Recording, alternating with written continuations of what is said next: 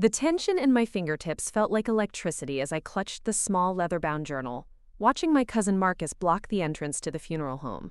My aunt's soft sobs echoed from inside the somber, oak-paneled room, the room where everyone had gathered to remember my grandfather, while I stood outside like an unwelcome stranger. Before we jump back in, tell us where you're tuning in from, and if this story touches you, make sure you're subscribed, because tomorrow, I've saved something extra special for you. You can't seriously think you're welcome here, Marcus said, his voice dropping to a threatening whisper. He adjusted his expensive suit, a brand I recognized immediately from the catalog my designer friend had shown me during our coffee last week, and planted himself more firmly in the doorway. This is a time for family, Rebecca. Real family who actually contributed to Grandpa's life. If he only knew I'd personally cared for our grandfather during his final years, spending weekends and evenings at his bedside, while everyone else was too busy. He's my grandfather too, I said, my voice steadier than I expected. The small envelope in my purse containing the key to Grandpa's lakeside cabin, one of his most treasured possessions that he'd entrusted to me years ago, suddenly felt heavy. My name is Rebecca. I'm 35 and a dedicated social worker who spent the last decade building a foundation for disadvantaged youth. This is the story of how I reclaimed my place in a family that had written me off as worthless. Mom and Dad were very specific, Marcus continued, checking his reflection in the glass doors. They only want real family here, people who actually did something for Grandpa, not just showed up when it was convenient. The irony struck me like a physical blow. Just yesterday, I'd approved a $5 million grant for a new youth center named after my grandfather. Today, I was apparently too insignificant to enter his funeral. I fought the urge to laugh as the absurdity of the situation crashed over me. 10 years ago, when I decided to leave the family's lucrative investment firm to pursue social work, they'd all but disowned me. My father's words still resonated in my memory. No daughter of mine is going to waste her life babysitting other people's problems. So I'd let them think what they wanted. Let them believe I was struggling in an underpaid government job. Meanwhile, I'd built the Horizon Foundation into one of the most successful charitable organizations in the country, helping thousands of at-risk youth find stability, education, and purpose. The waste of potential now managed a $50 million annual budget and had programs in 27 states. Rebecca. My mother's sharp voice cut through my thoughts as she appeared behind Marcus. What are you doing here? We discussed this. No, they had discussed it.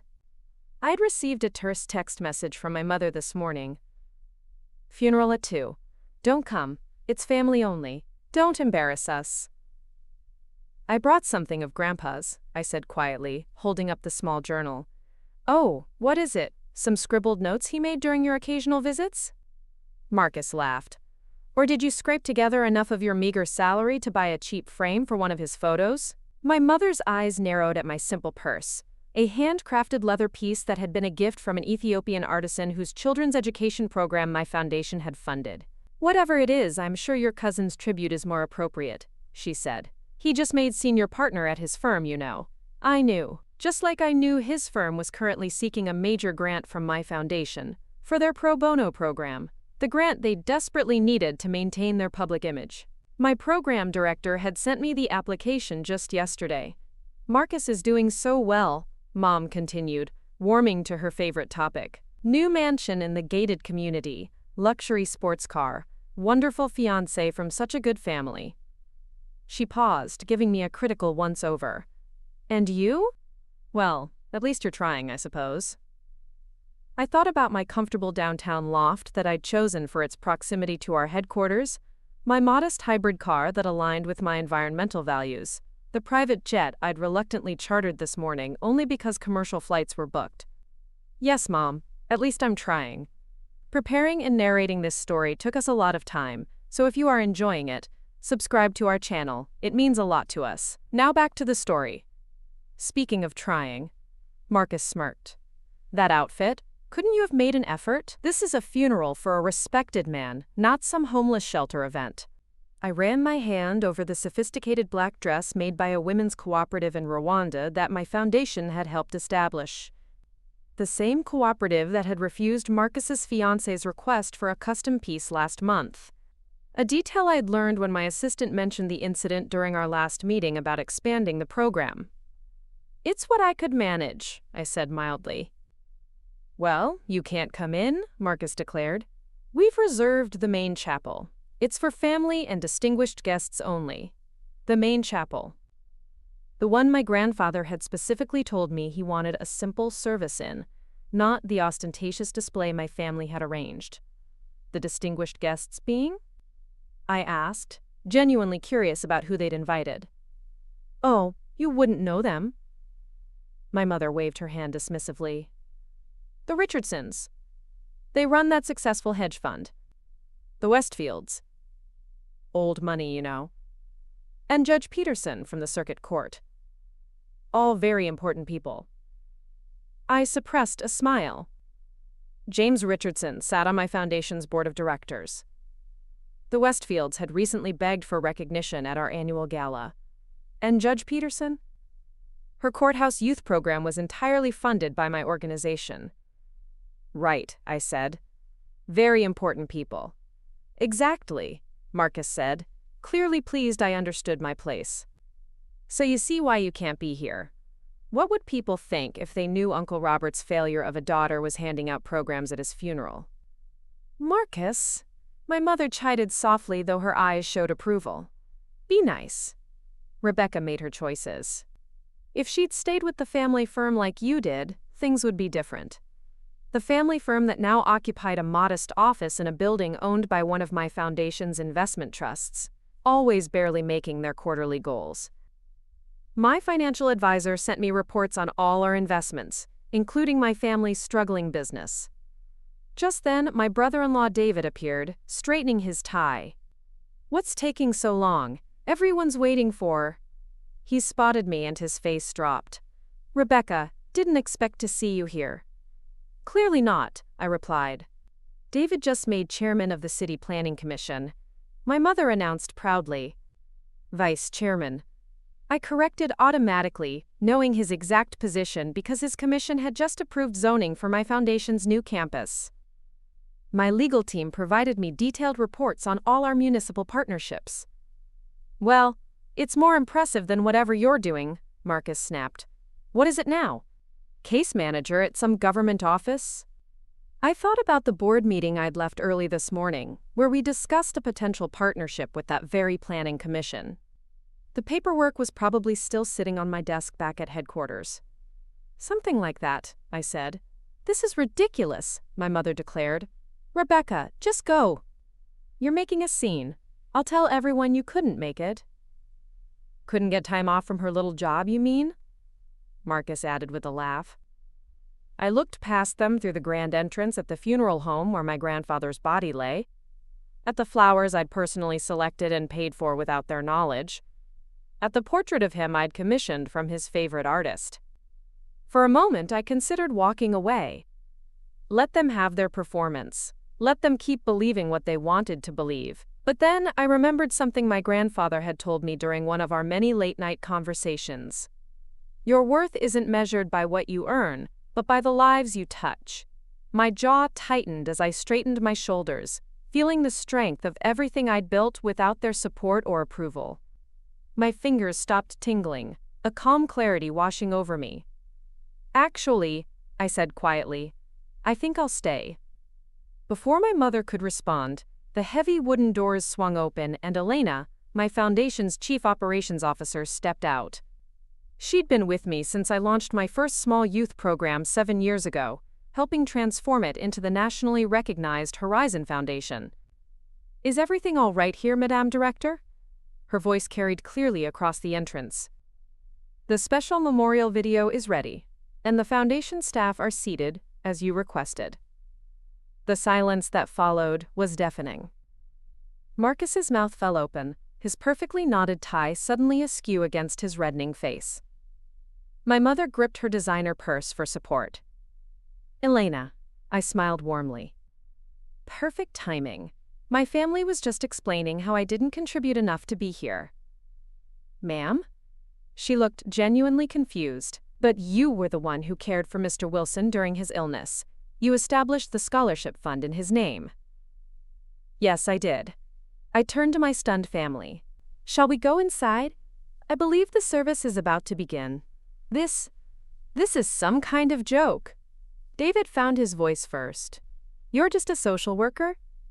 Actually, Elena interjected professionally. Ms. Rebecca is the founder and executive director of the Horizon Foundation. The organization manages over $50 million in annual charitable giving, with youth programs in 27 states and international initiatives on 3 continents. Marcus's expensive leather portfolio slipped from his fingers, clattering on the marble steps. But that's impossible. The Horizon Foundation is worth millions, I finished for him, which makes your comment about me not being able to afford a proper tribute rather amusing. I stepped past them into the funeral home, where several staff members immediately approached me with respectful nods. Ms. Rebecca, the funeral director called out, everything has been arranged according to your specifications. The foundation's memorial display is set up in the foyer. Thank you, Michael. I turned back to my family, still frozen in the doorway. Coming? They followed me in silence, looking around as if seeing the funeral home for the first time.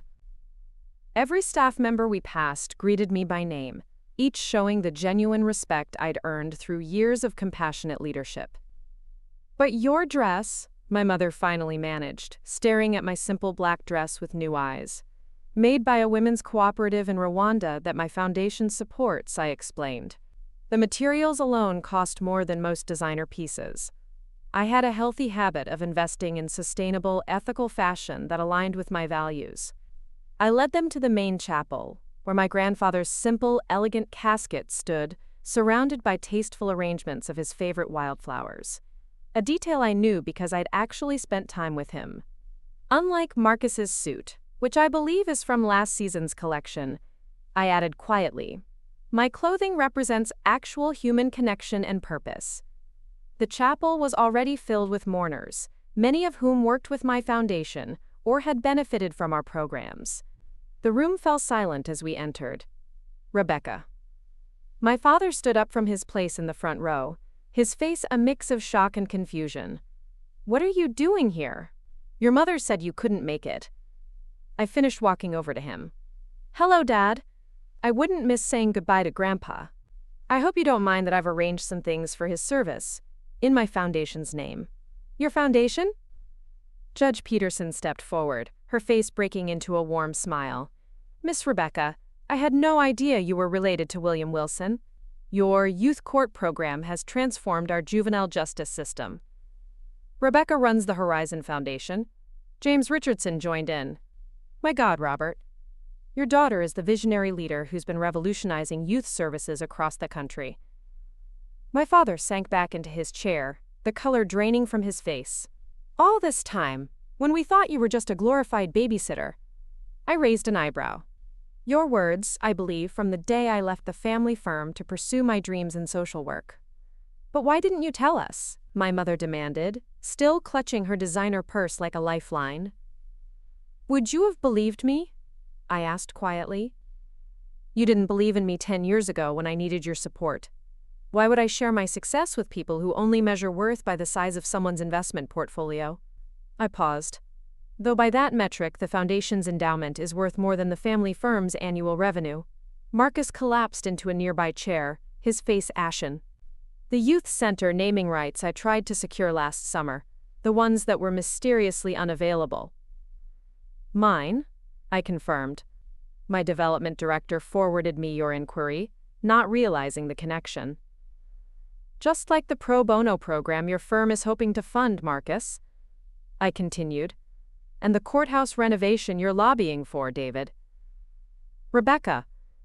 My father started, his voice unsteady. We. Save it. I held up my hand. I didn't reveal this to hurt you, though you've hurt me plenty over the years. I did it because I'm tired of hiding my success to spare your pride. I turned to address the room. Grandpa believed in service above self. That's why today's memorial will highlight the new youth center being built in his name, a $5 million project, that will help thousands of kids find their path, just as he helped me find mine. I started to walk toward the podium, then paused. Oh, and Dad, that journal Marcus wouldn't let me show you? It contains Grandpa's personal notes about the foundation he helped me start with his initial investment. He believed in me when none of you would. Consider it a reminder from the daughter you thought was a failure. The next hour was surreal. People who had ignored me at previous family gatherings suddenly wanted to discuss charitable giving opportunities. The Westfields practically begged for recognition at our next gala. Judge Peterson cornered me about expanding our courthouse program. Through it all, my family sat in stunned silence. Marcus's fiancée disappeared after learning that her carefully cultivated social media charity work conflicted with our foundation's authenticity requirements. David kept making calls, presumably to secure meetings about the courthouse renovations he'd been pushing for. My mother alternated between dabbing at dry eyes and trying to explain to other guests that she'd always believed in her daughter's charitable spirit. As the service concluded, I found my father alone by my grandfather's casket, staring at the journal I'd placed among the flowers. Those programs, he pointed to the memorial display showing our work across the country. You built all that? With Grandpa's help and belief, I replied, standing beside him. The first check came from him, along with the wisdom to use it well. He nodded slowly. I was wrong about you, Rebecca. So terribly wrong. Yes, I agreed. You were. Can you ever forgive us? I considered his question, thinking about all the years of dismissal and condescension. Forgiveness isn't the issue, Dad. Respect is. You never respected my choices or believed in my abilities. You only respect success after it's proven. And now, I smiled slightly, now you can tell people your daughter runs the Horizon Foundation. That should satisfy your need for impressive dinner party conversation. I left him there, heading to the back of the chapel where my foundation staff had gathered. Tomorrow, the family dynamic would shift dramatically. Marcus would no longer be the golden child. My mother would frantically rewrite history to claim she'd always supported my, quote, charitable inclinations. David and his commission would probably face difficult questions about our previous partnerships, but today I'd finally shown them the true meaning of contribution. Not through money or status, but through purpose and impact. I'd built something meaningful while they chased hollow success, and that was worth more than any amount of belated family approval. As the attorney approached me with Grandpa's will in hand, I already knew what it contained. The real shock would come when my family discovered just how much my grandfather had believed in me, not just with his initial investment, but with the bulk of his estate now designated to further the foundation's work. Sometimes the greatest contribution isn't measured in dollars or prestige, but in lives changed and potential realized. That was the legacy my grandfather understood, even when no one else in the family did. And now, they were about to learn that lesson in the most profound way possible. The funeral home's elegant grandfather clock chimed 3 times as the family lawyer, Mr. Bennett, adjusted his glasses and opened the leather portfolio containing my grandfather's will. The reading was supposed to be a mere formality. Everyone knew exactly how Grandpa's modest estate would be divided among his contributing family members. Before we began, Mr. Bennett announced to the small gathering in the funeral home's private conference room, I should note that William made significant changes to his will approximately 5 years ago. He glanced at me with a knowing look that didn't go unnoticed by my relatives. My cousin Marcus snorted quietly, probably just updated which charity gets his pocket change. He smoothed his designer tie and leaned back in his chair with unearned confidence. Beside him, my Aunt Patricia, my father's sister and Marcus's mother, nodded in agreement, her diamond earrings catching the light as she tilted her head toward her husband in a conspiratorial way. I remained silent, my hands folded calmly in my lap. The envelope containing the key to Grandpa's lake house felt warm against my leg through the pocket of my dress. I'd known this moment was coming for years, had prepared myself emotionally for the reactions, yet the tension in the air still made my heart race. As executor of William's estate, Mr. Bennett continued, I'll begin with the statement he specifically requested I read verbatim. He cleared his throat and began reading from a handwritten page. To my family gathered here today, if you're hearing these words, then my journey has ended, But the truth of how I've chosen to distribute my legacy is just beginning.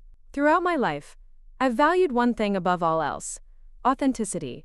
I've watched each of you make choices that revealed your true character, for better or worse. My final decisions reflect what I've observed. My mother shifted uncomfortably in her seat. My father stared blankly at the mahogany table, tracing invisible patterns with his finger. The room felt charged with a peculiar mixture of grief, anticipation, and something else.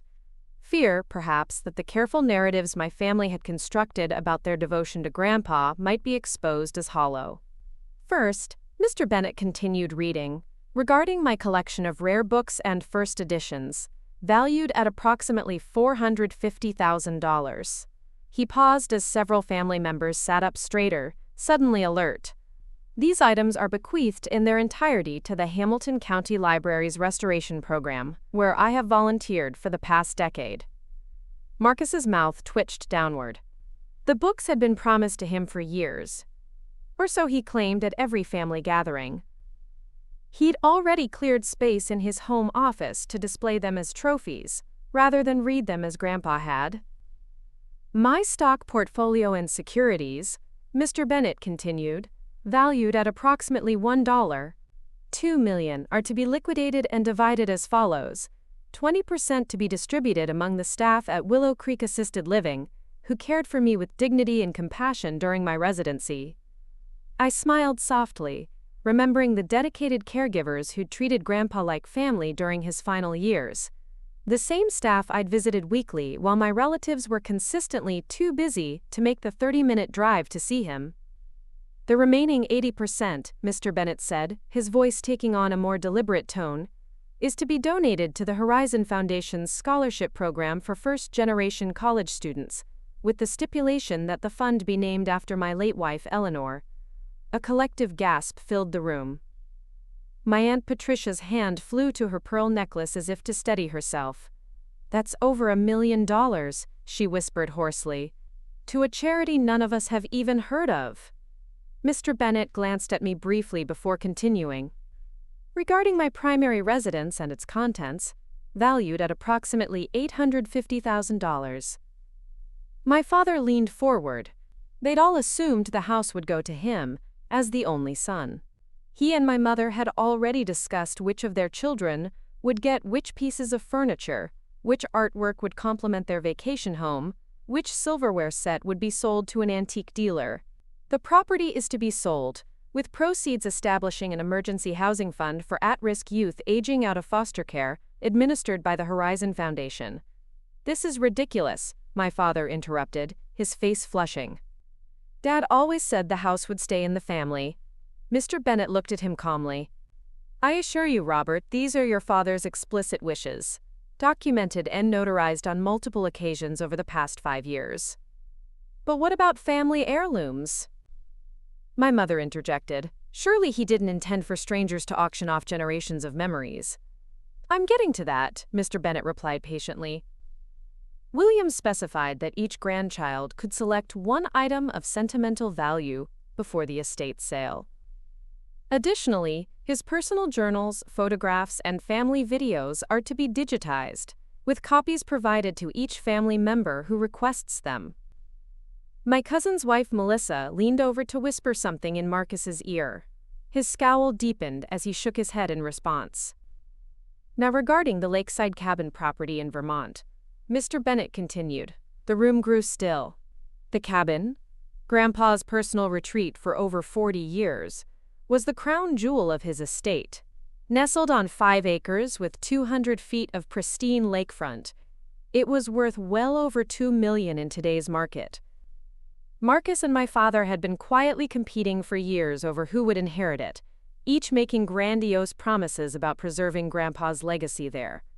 The property, along with its contents and the surrounding land, is bequeathed to my granddaughter Rebecca Wilson, in recognition of her being the only family member who regularly visited and assisted me without expectation of reward or inheritance.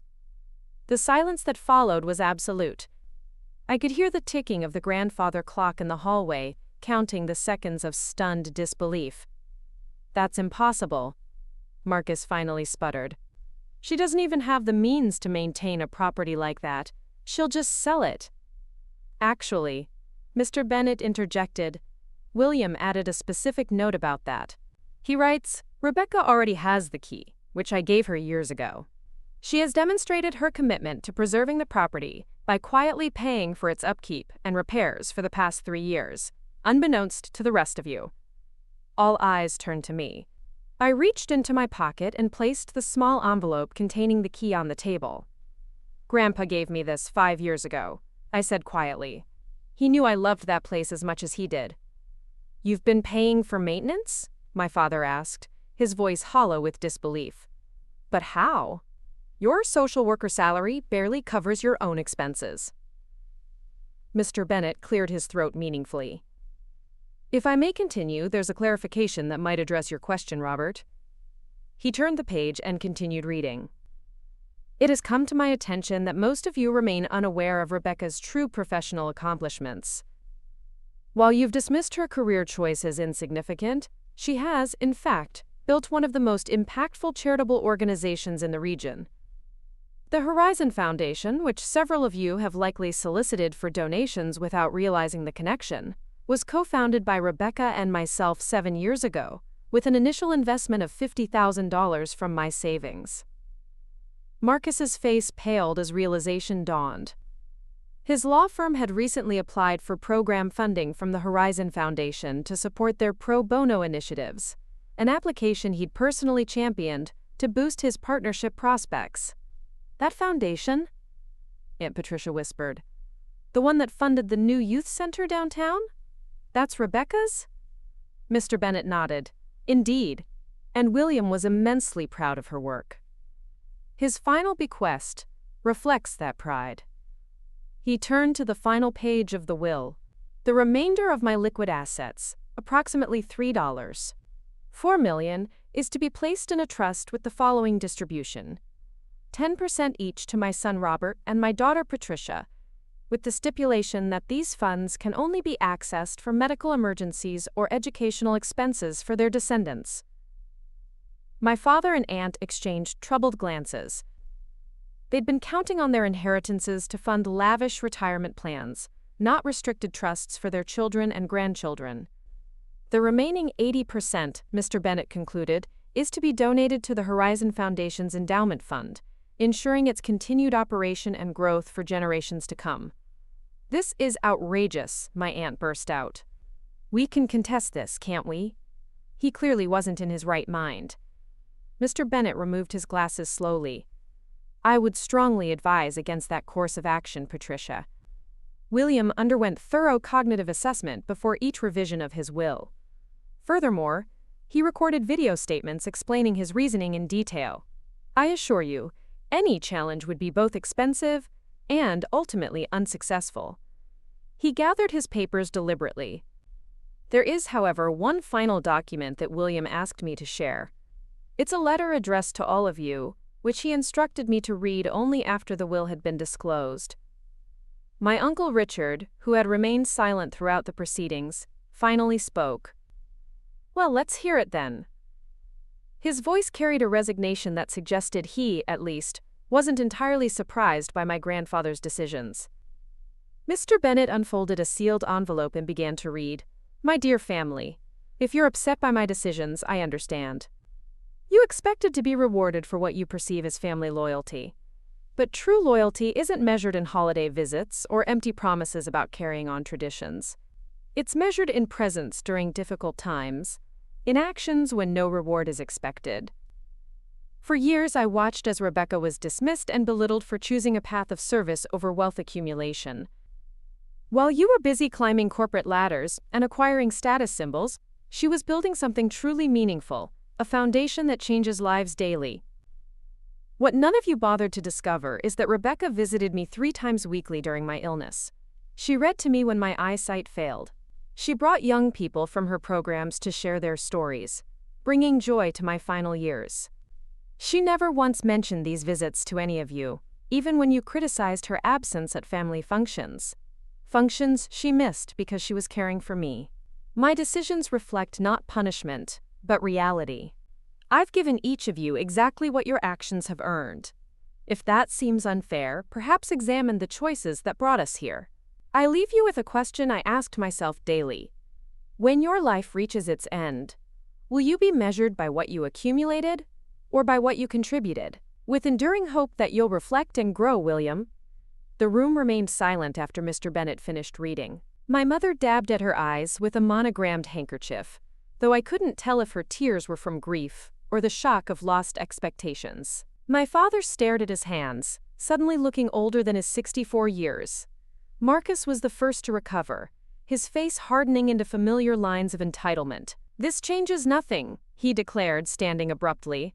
"A social worker playing charity founder doesn't suddenly make her contributions equal to what we've accomplished. Some volunteer work and a few bedside visits doesn't erase years of family commitment."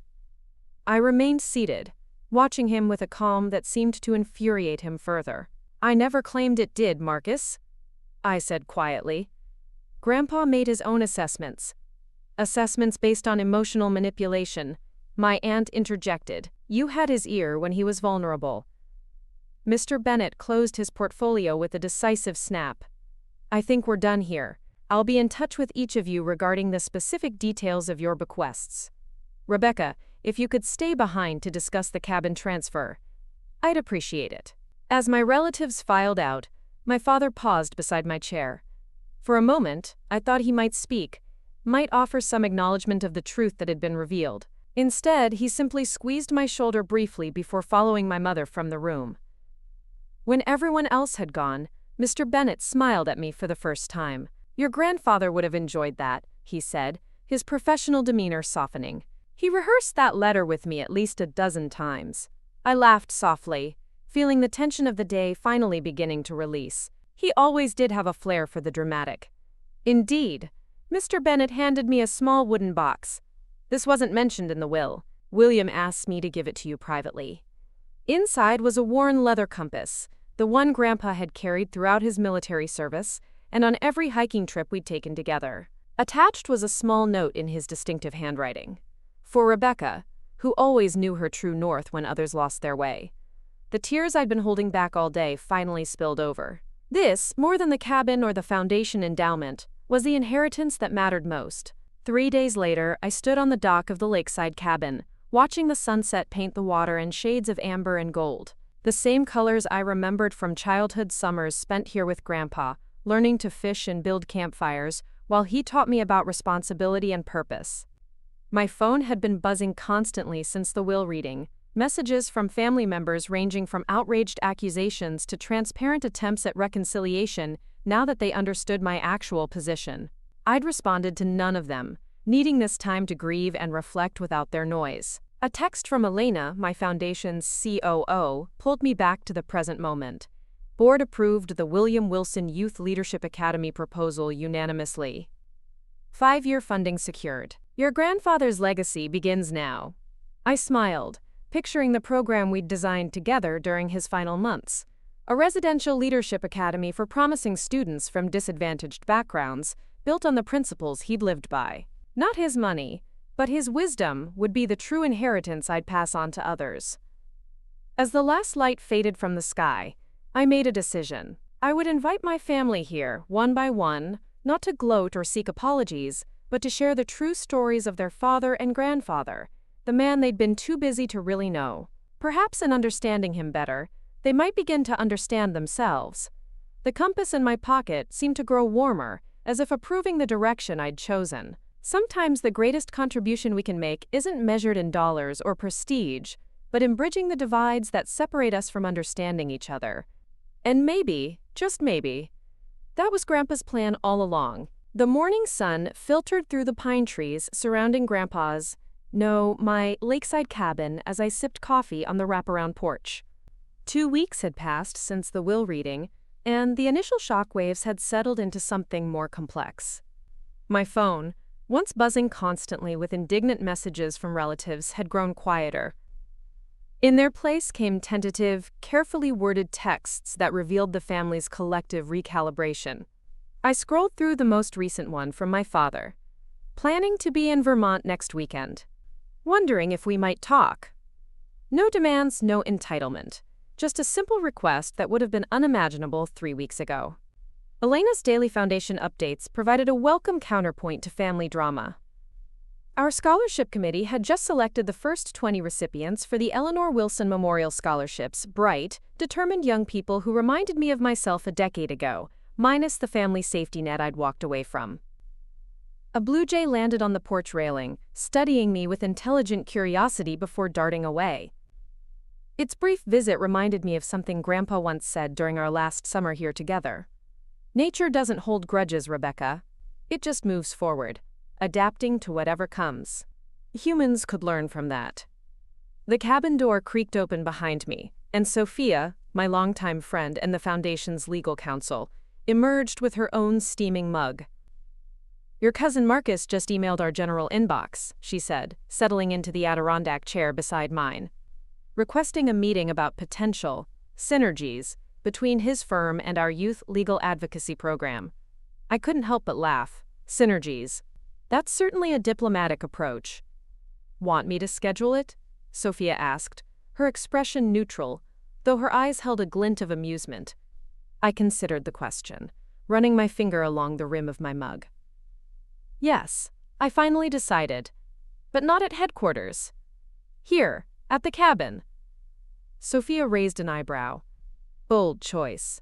You sure you're ready for that? I nodded, watching a pair of loons glide across the glassy lake's surface. This place has always had a way of stripping away pretenses.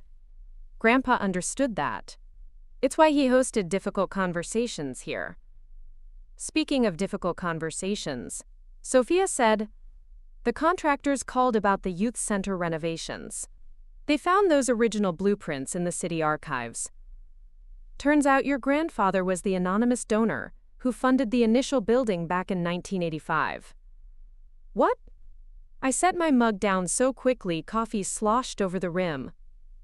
But he always said he wished he'd done more for the community. Sophia smiled.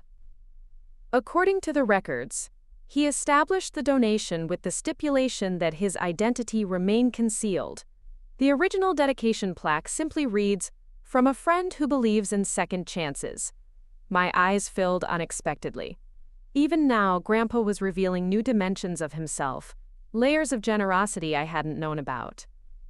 How many other quiet contributions had he made, I wondered, that the family had never discovered because we'd been too focused on the outward trappings of success? A text alert interrupted my thoughts. My mother found these photos while cleaning out the storage room. Thought you might want them for the foundation. Attached were scanned images of Grandpa in his 30s, standing proudly beside a group of young people outside what looked like a community center. I'd never seen these before. Your mom reaching out? That's progress, Sophia observed, glancing at my phone screen. Baby steps. I agreed. Speaking of steps, I need to finalize the speaker list for the gala. Any thoughts on who should introduce the William Wilson Youth Leadership Academy announcement? Actually, Sophia began, then hesitated. I had an idea about that. What if you invited your father to do it? I stared at her, momentarily speechless. My father? The same man who told me I was throwing my life away 10 years ago? The same, she confirmed. Hear me out. This isn't about forgiving and forgetting. It's about creating a new narrative moving forward. Your grandfather's letter made it clear he hoped for reflection and growth. This could be an opportunity to see if that's possible. I closed my eyes, feeling the gentle breeze off the lake against my face. The compass Grandpa had left me sat on the small table between our chairs, its needle unwavering in its direction. True north wasn't always the easiest path, but it was the right one. I'll think about it, I promised, reaching for my laptop. But first, we need to finalize these scholarship announcements. Quote, the weeks that followed brought a steady stream of visitors to the cabin. My father came first, arriving with an uncharacteristic hesitancy that made him seem smaller somehow, less certain of his place in the world. We walked the lakeshore path in awkward silence until he stopped abruptly, gazing out over the water. I never understood why Dad loved this place so much, he admitted. Always seemed so isolated, so removed from where things were happening. That was exactly why he loved it, I replied. It gave him perspective. My father nodded slowly. I'm beginning to see that. He picked up a smooth stone and attempted to skip it across the water's surface. It sank immediately. Never could get the hang of that. You and Dad used to have contests. My record was 11 skips, I said, smiling at the memory. Grandpa always claimed it was 9 just to tease me. You spent more time with him in the last 5 years than I did in the last 20, my father said quietly. I told myself I was too busy building something important, something that would make him proud. And he built this. I gestured to the peaceful shoreline, the modest cabin that had become a sanctuary for 3 generations. Along with relationships that mattered, my father picked up another stone, turning it over in his hands. The foundation, your foundation. He helped you start it? I nodded. He believed in what I wanted to create, not just the programs, but the approach, building something that lifted people up without taking credit, that measured success and lives changed, rather than profits made. He tried to tell me something similar once, my father admitted, after my first major promotion. Said success without purpose was just noise. I thought he didn't understand modern business. He attempted another stone skip. This one bounced once before disappearing beneath the surface. Turns out I was the one who didn't understand. It's not too late, I said, selecting a flat stone from the shoreline and demonstrating the proper wrist flick. Some things can be learned at any age. He watched my stone skip 5 times across the glassy surface. Like, how to build something that matters. Exactly like that. When my father left the next day, he carried with him a proposal I'd drafted during the night, an opportunity for his investment firm to establish a financial literacy program for the Foundation's youth participants. Not charity, but partnership, a chance to contribute something beyond money. Marcus arrived the following weekend, his usual polished appearance slightly diminished by the constraints of cabin-appropriate attire. His designer jeans and casual button-down still probably cost more than most people's formal wear, but the effort to adapt was noticeable. This place is actually nice, he admitted reluctantly as I showed him around the property. Different than I expected. What did you expect? I asked, genuinely curious. He shrugged. I don't know. Something more rustic, I guess, less thoughtfully designed. He ran his hand along the handcrafted bookshelf Grandpa had built decades ago. Uncle William built this? Every piece of built-in furniture. I confirmed. He said mass-produced things had no soul. Marcus fell silent, studying the collection of family photos that lined the shelves.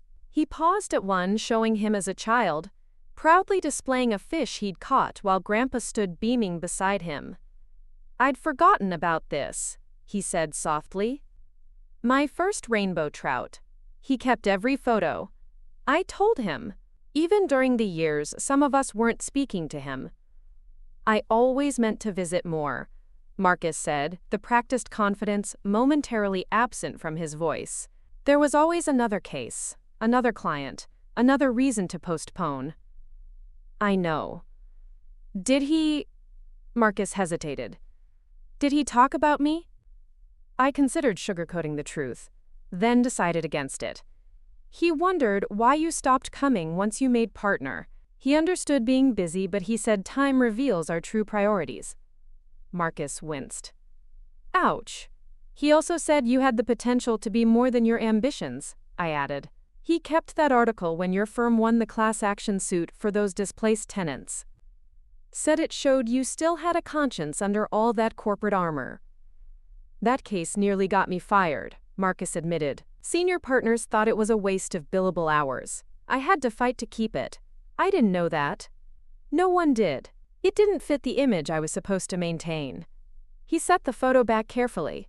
Your foundation's youth legal advocacy program. It's doing similar work, isn't it? I nodded. Housing rights, education access, juvenile justice reform. The cases corporate firms consider unprofitable.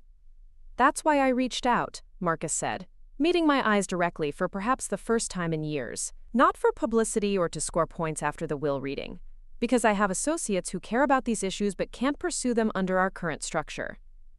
And you? I asked. "What do you care about, Marcus?" The question seemed to catch him off guard. He turned back to the bookshelf, running his fingers along the spines of Grandpa's cherished first editions. "I don't know anymore," he admitted finally. "And that scares me more than I can say."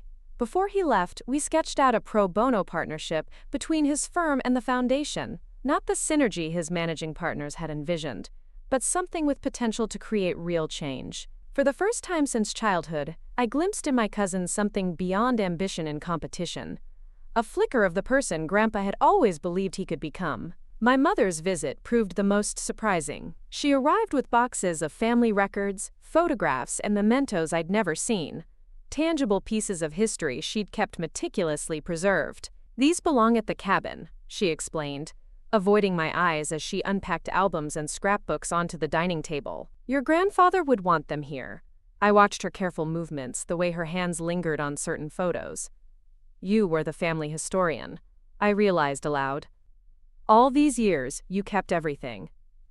She nodded, something like relief crossing her face at being seen, truly seen, perhaps for the first time.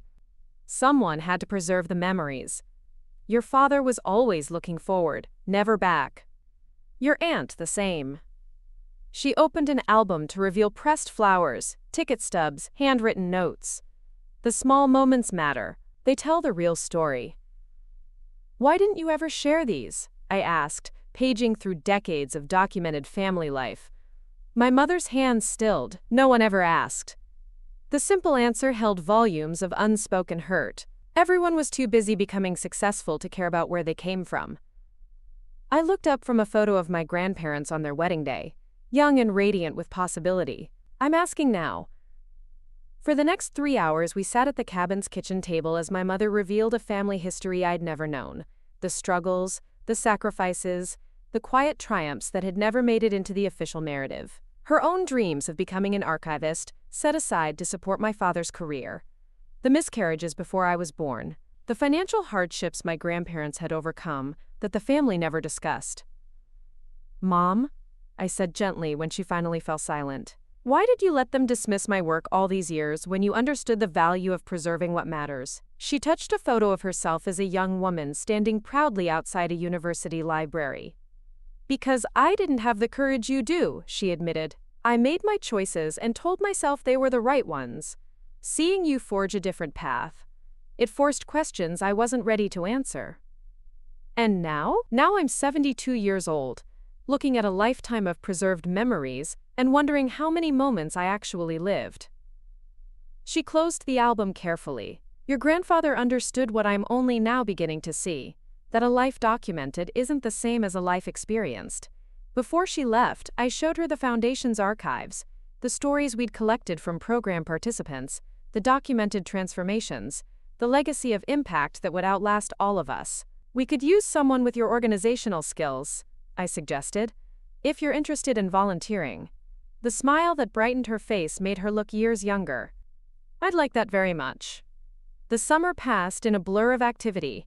The William Wilson Youth Leadership Academy broke ground on its campus. The Eleanor Wilson Scholarship recipients began their college journeys. The Foundation's endowment, bolstered by Grandpa's final gift, secured our programs for generations to come. Through it all, the cabin remained my sanctuary, the place where family members continued to visit, sometimes awkwardly, sometimes with genuine openness. Old dynamics didn't disappear overnight, but new possibilities emerged with each conversation. On the anniversary of Grandpa's passing, I hosted a small gathering at the cabin. Not a memorial, but a celebration of continuation. My father brought fishing gear and attempted to teach 2 of our scholarship recipients how to cast. My mother organized an impromptu exhibition of family photographs, sharing stories with Foundation staff who'd never known the man who helped start it all. Marcus arrived with 3 of his junior associates, who'd volunteered to develop a Know Your Rights curriculum for our youth programs. As the evening wound down, I found myself alone on the dock, watching fireflies dance above the darkening water. The compass Grandpa had left me rested in my palm, its weight comforting and familiar. Quite a gathering. Mr. Bennett's voice came from behind me. I hadn't seen the elderly lawyer since the will reading, but his presence felt appropriate tonight. William would have approved. Not exactly the family he left behind, I acknowledged, making room for him on the dock bench. No, he agreed. Something better, I think. A family becoming what it could be, rather than remaining what it was. I thought I'd just be continuing his financial legacy, I admitted.